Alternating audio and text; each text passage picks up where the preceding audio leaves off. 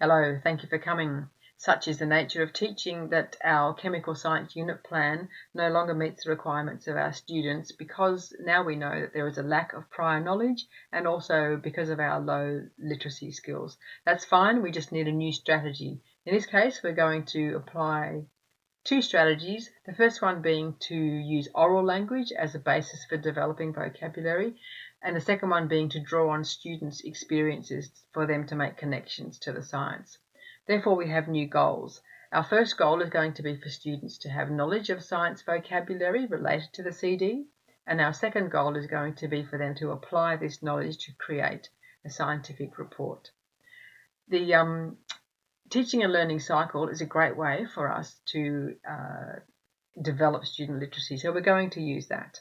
The first part of the cycle is building the field, which basically addresses the operational dimension of literacy by building vocabulary and looking at structure, and we can do this through explicit instruction. We can use pictures or a word wall, or we could even use movement where students express what they think, for example, an ice block might look like when it's melting in the sun.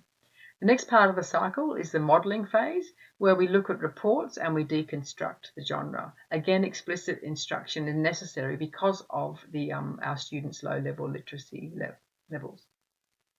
And this part addresses the cultural literacy dimension by looking at structure, and also by looking at the formal nature of scientific language, we're looking at the operational dimension of literacy. The next part of the cycle is the guided practice phase. This is where we have joint construction of report writing. It could be written or it could be spoken. An inquiry learning experience, such as observing an ice block in the sun, will precede this activity.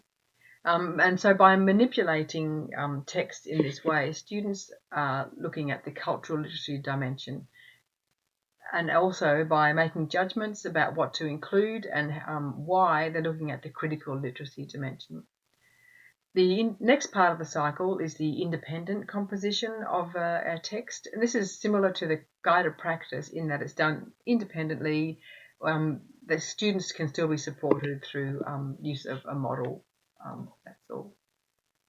So as far as strategies go, a benefit of fostering oral language is that it develops vocabulary in a non-threatening and a safe environment. A limitation is that peers may not always be the right models, and also that science terms may be too technical, and this could be extremely challenging for students whose second language is English. A benefit of drawing on students' own experience is engagement. A limitation of this is that it can be time-consuming. So we want these strategies to be used in every aspect of teaching this unit. A feature of our lessons is going to be think, pair, share, group discussion and class discussion. Additionally, topics related to our students' diverse cultural backgrounds are going to feature as much as possible in this unit. I think in this way we can deliver a successful science unit. Thanks.